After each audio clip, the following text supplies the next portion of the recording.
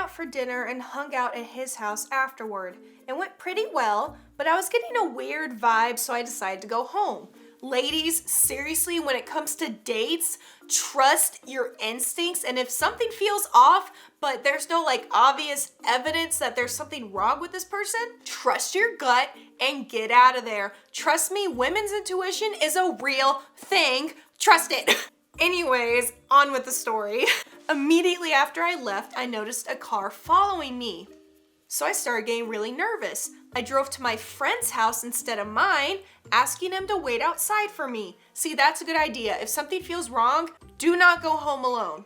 Go to a trusted friend or at least a public space until you feel safe enough to go home. When I arrived, the car was still following me, so I quickly got out of my car and ran into my friend's house. We saw the car drive by, so I thought we were good, but then we heard knocking on the door 5 minutes later. My friend opened it while I stood behind him holding a knife. Teamwork! When he opened it, there stood the guy I had just gone on a date with, holding an earring in his hand. He explained that he was just trying to return it because it looked expensive. No. He was trying to see where she lived. Later that night, I realized that I had both earrings in and that it wasn't my earring. He was lying. I haven't spoken to him since that night. I haven't used Tinder either. The dude was straight up just trying to see where she lived and if she was alone. Ladies, that is why you don't give people your address on the first date. This guy is straight up Joe Goldberg from You. That is a Joe move. And this is also a reminder, if he's too good to be true, trust me, he is, and there is something wrong with him. There's no such thing as a perfect guy. I had been talking to this guy I met on Tinder for a couple of weeks, and he seemed nice enough. One day I posted on Snapchat that I was going to get coffee, and he asked if he can join.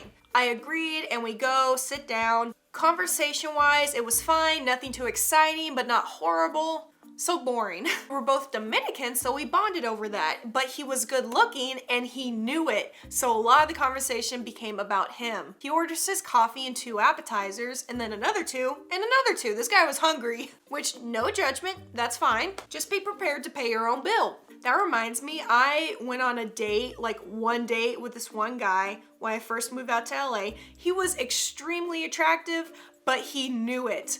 And he was so cocky and arrogant. Like, to an extent, confidence can be attractive, but it was so much to where it just made him ugly. So be careful about dating like a super hot guy, because he probably knows it and he uses that. When someone's really attractive, they just have like less personality. When he gets the last one, he offers me some, but I decline because I have plans to eat with my friends. So at this point, I had 1 coffee and he's had 6 appetizers and a coffee. Now this place isn't cheap. My latte was $7 and all the apps they sell are $14 plus. And when the check comes, I take out my $10 to pay my portion of the bill. So he looks at her funny and says, "Aren't we going to split it?" She starts laughing and then she realizes he's not joking and this guy actually wants to split over a $100 bill when she barely ordered 1 thing. And she says that I'm not paying since I didn't eat anything. And she was gonna pay for her 1 coffee. And he says, "So? That was your decision." Are you kidding me? At this point, I really don't want to argue, so I just stand and tell him to have a good day. He started yelling in the restaurant, saying all these insults about me and how sad that makes him. Because I seemed nice and he had high hopes for us. I could hear him still yelling when I was outside. Ladies, pay attention to how a new guy reacts when you first tell him no to something. Especially if it's something as small as not paying for a bill when he ate most of the stuff. If he freaks out over something that small, trust me, that is just a portion of how angry he will get on like more serious matters, you know? I matched with her about a year ago. We went on a nice first date to Universal City Walk. They went to a beer spot, had a nice first date, but then she went on vacation after that night and they lost touch. Both ended up deleting Tinder and rejoining about a year later and eventually match again. He has since had life-saving surgery and you can see the scars in one of his pictures, and she messaged him saying, "Looks like you could use a doctor in your life." And he reminded her that they had had a date before about a year ago, and she says, "Since you've had a second chance at life, would you give me another chance with a second date?" Smoothest pickup line I've ever heard. Wow. Dude, you don't get out much. That was lame. They've been inseparable ever since. They've traveled to another country together, exchanged house keys, and visited each other's families for Thanksgiving. And they've only been together for 5 months. Okay, that's a little much. Y'all are kind of crazy. 5 months is not a long time. I would not be traveling to another country with you. So I match with this guy and we start chatting a little bit. He seemed cool. I gave him my number and we decided to go out for coffee the week before Christmas. It was a nice date, but I wasn't super pressed to see him again. So I was really surprised when he asked to see me 2 days later, right when I was heading home for Christmas. I declined, told him I'd hit him up when I was back in town. So don't bother her. But over the holidays, the man kept texting her, asking when she would be back in town and when they could go out again. And after one coffee date, she was really feeling his desperation. Like, one date, dude, and you're already clingy? Not a good sign. Trying not to be rude, I started texting back less and less and led on that I didn't want to see him again when I got back.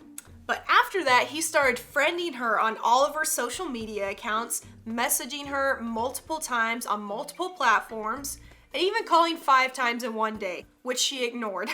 Finally, he sends flowers to the school she taught at, which was super creepy because she never told him what school she taught at. I was freaked out and messaged him and told him to leave me alone. Then he proceeds to send a passive-aggressive message about how he was a good guy and was going to block me on all social media, like he wasn't the one stalking me.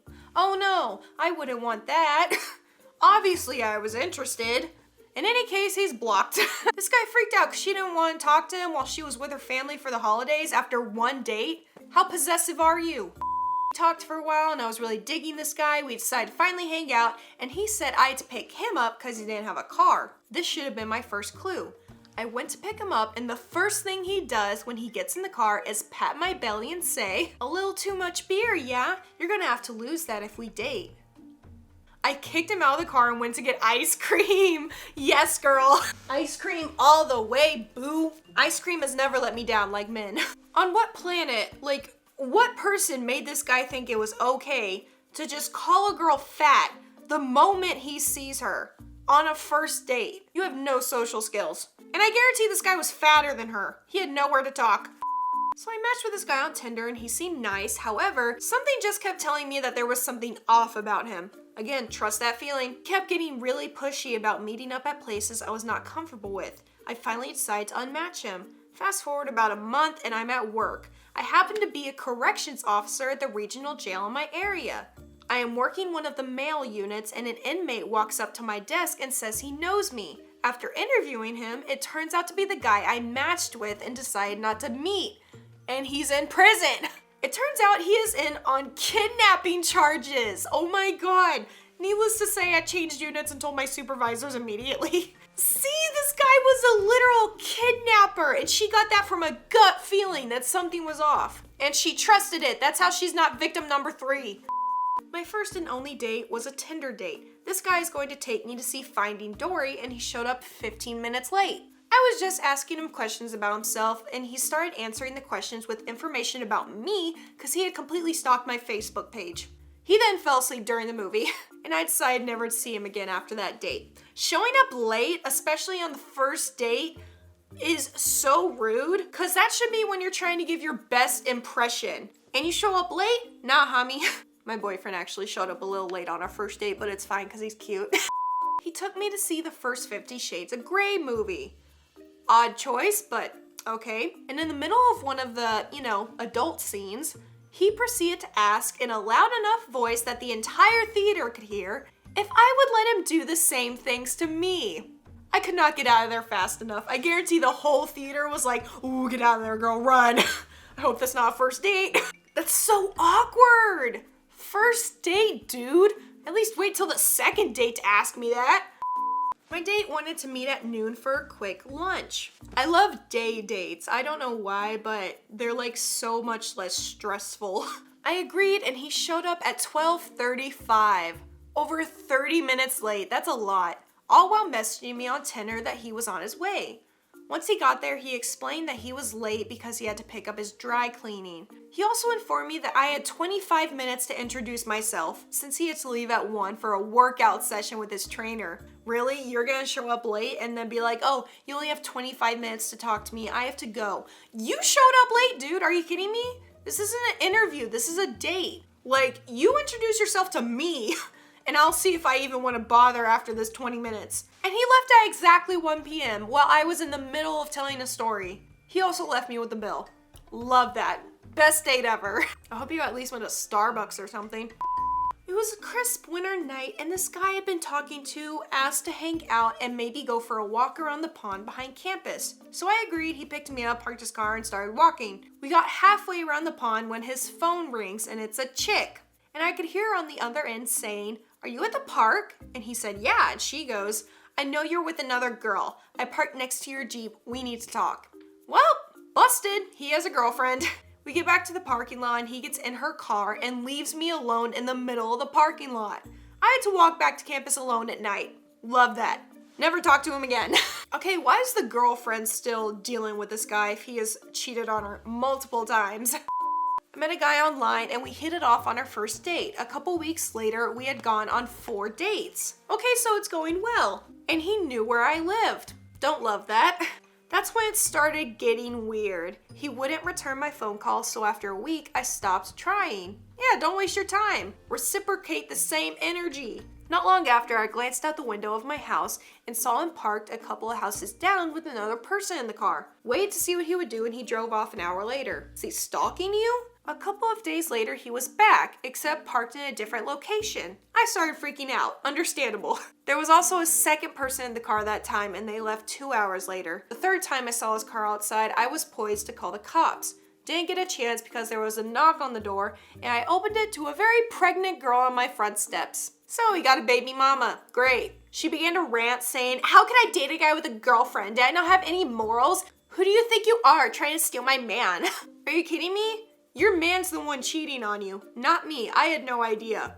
These girls really need to rethink their priorities. You shouldn't be getting mad at the mistress because 1, she might not even know he's taken, and 2, this is your man's fault. Deal with him. I let her go on for a while before I interrupted her, told her I had no idea, and why was she mad at me? I wasn't the one cheating on her. Found out that she forced him to drive to my house and sit outside 9 different times. She wanted to see what I looked like and have him confront me and break it off, but he wouldn't go up to the door. Wish them all the best. Hope it works out. Unlikely. I appreciate that he didn't want to drag you into the drama and he just sat in his car trying not to cause problems, but he's still a cheater, still a scumbag. This guy I matched with asked if he could get a picture of my feet in high heels or my hair tied in a ponytail. I didn't reply and unmatched him. About 2 weeks later, I matched with another guy who turned out to be the same person as before with a different profile. And his opening line was, "Still waiting on those feet pictures." Deleting Tinder. Like, that's so gross. Why is that your opening line? At least hide it for like 10 dates. I talked to this guy for weeks before we decided to finally meet up. He was so sweet and I really enjoyed talking to him. We had a lot in common and I really looked forward to meeting him. He had this whole plan to go on a drive and then to dinner for our first date. But when the date came, 30 minutes before we were supposed to meet up, he blocked me on every form of social media, unmatched me on Tinder, blocked my number, etc. Still don't know what happened. He probably got busted by his girlfriend or was about to and he had to completely cut ties and erase all the evidence. Or he's just one of those weird guys that likes ghosting chicks after getting their hopes up because he's weird and has no other hobbies. But anyways, that's it for some of the craziest, worst dating fails. Hope you liked it. Comment below if you have a bad dating story. As always, please subscribe, turn on notifications, follow me on social media. Links are down below and I'll see you tomorrow.